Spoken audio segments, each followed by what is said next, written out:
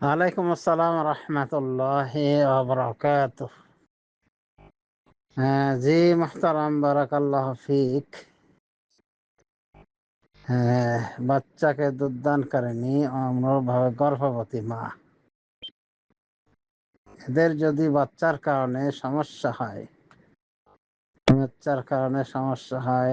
গর্ভধারণকারিনীর সমস্যা হয়, ওই বাচ্চা গর্ভধারণের কারণে হয়তো খুব পিপাসা লেগে আছে, বা বাচ্চাকে ঘন ঘন দুধ দেওয়ার কারণে তার সমস্যা হচ্ছে, বা শ্যামরত থাকার কারণে বাচ্চার সমস্যা হচ্ছে, দুধ পাচ্ছে না, তবে অবশ্যই বাচ্চার মেয়াদ হতে হবে 2 বছরের ভিতরে।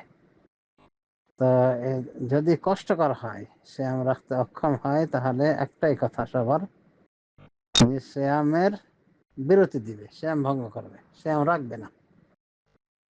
পরবর্তীতে কি করা হবে, কি করা লাগবে, এই বিষয়ে ইখতিলাফ রয়েছে। জমহুর উলামা কেরামের কথা হলো যে এই জাতীয় মহিলারা রোগীর মতো, আর আল্লাহ বলে দিয়েছেন সূরা বাকারায়, ফামান কানা মিনকুম মারিদান আও আলা সাফার ফাইদ্দাতুম মিন আইয়ামিন উখার। সুতরাং তোমাদের মধ্য থেকে যে রোগী হবে অথবা সফররত থাকবে, তাহলে অন্যান্য দিনে এই দিনগুলির কাজা আদায় করে নেবে, ছুটে যাওয়া দিনগুলির কাজা আদায় করে নেবে। জমহুর উলামা কেরাম মনে করেন এরা এক প্রকার রোগী। পক্ষান্তরে সাহাবী ইবনে আব্বাস, ইবনে ওমর রাদিয়াল্লাহু আনহুমা, তাদের ফতোয়া রয়েছে এবং আমল রয়েছে, মানে তাদের স্ত্রীকে কেউ বলেছেন, কেউ কৃতদাসীকে বলেছেন শ্যাম বিরতি দিতে, গর্ভধারণের কারণে বা বাচ্চার কারণে। তো এই ফতোয়াটা সুনান বাইহাকিতে এসেছে, সুনান দারাকুতিনিতে এসেছে। শেখ আলবানী তার ইরওয়াউল গালিল চুলচেরা বিশ্লেষণ করে উনি বলেছেন যে এর সনদ সহিহ, উভয় আসারের সনদ সহিহ, অর্থাৎ গর্ভবতী বাচ্চাকে দুধদানকারিণী মহিলারা রোজা বিরতি দিবে এবং ফিদিয়া দিবে, তাদের কাজা করা লাগবে না। জমহুর উলামা কাজা করার পক্ষে, আর সাহাবা ইবনে আব্বাস, ইবনে ওমর ফিদিয়া দেওয়ার পক্ষে। আর ফিদিয়া হলো ফিদিয়াতুন তাআমু মিসকিন, একজন মিসকিনের খাওয়া, মানে পার রোজা একজন মিসকিনের খাওয়াতে হবে, ডেকে এনে খাইয়ে দেবে, কোনো ব্যাপার না, যা খাবে তাই ফিদিয়া। সাহাবী আনাস রাদিয়াল্লাহু আনহু বয়োবৃদ্ধ হলে তিনি 30টা মিসকিনকে একই দিনে ডেকে এনে সারিদ বানিয়ে খাইয়েছিলেন। রুটি এবং গোশতের সমন্বয়ে যে খাদ্য তৈরি হয়, আরবের সে প্রিয় খাদ্য বানিয়ে খাইয়ে দিয়েছিলেন। তো এটা করতে পারেন, ডেকে এনে খাইয়ে দেবেন 30 জন মিসকিনকে, বা যত রোজা ভঙ্গ হবে তত জনকে খাইয়ে দেবেন, ওটাই ফিদিয়া। আর যদি না ডেকে এনে খাওয়ানো হয়, বরং মিসকিনকে খাদ্য তুলে দেয়, তাহলে কত লাগবে? ইবনে আব্বাস বলেছে এক মুদ পরিমাণ, মানে 100-এর 4/1 এটাকে কেউ পরিমাণ করতে গিয়ে বলছে 750 গ্রাম।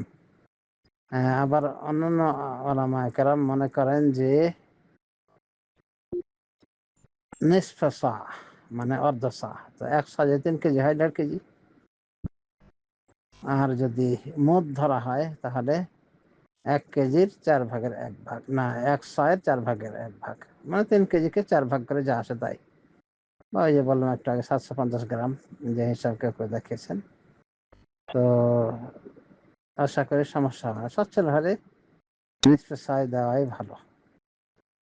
আর যদি এরকম মহিলারা অসচ্ছল পরিবারের হন, তাহলে আশা করি ইবনে আব্বাসের ফতোয়া যথেষ্ট হয়ে যাবে ইনশাআল্লাহ, 750 গ্রাম দিলেই হবে।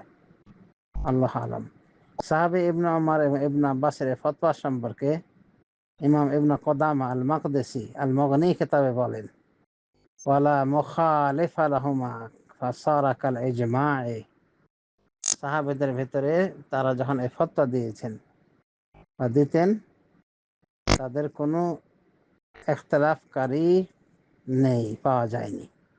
মানে তাদের এ কথার বিরোধিতা কেউ করেনি, কোনো সাহাবী, কোনো সালাফ মানে অতীতের করেননি, মানে সাহাবায়ে কেরামদের ভিতরে কেউ ইখতিলাফ করেননি, তাদের বিরোধিতা করেননি। এই জন্য এটা এক প্রকার ইজমাই মাসআলায় পরিণত হয়েছে, মানে সাহাবীদের ইজমা, এইভাবে উনি বলতে চেয়েছেন ইমাম ইবনে কুদামা।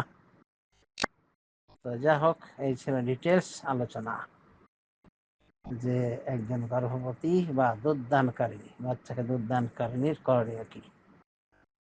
তো সাহাবে ইবনে আব্বাস, ইবনে ওমর, কতিপয় তাবী রয়েছেন তাদের সাথে, এবং যুগে যুগে সালাফিদের একটা গোষ্ঠী রয়েছে। বর্তমান জামানায় শেখ আলবানী রাহিমাহুল্লাহ সহ ওনার তালামিজ আল আলিব্বা, তারা মনে করেন যে ফিদিয়া দিলেই যথেষ্ট হয়ে যাবে, তাদের কাজা আদায় করা লাগবে না। পক্ষান্তরে জামহুর কি বলেছেন তা তো একটা আগেই শোনা গিয়েছে। ওয়াবিল্লাহি তাওফীক। সাল্লাল্লাহু আলা নবিয়িনা মুহাম্মদ ওয়া আলা আলিহি ওয়া সাহবিহি আজমাইন।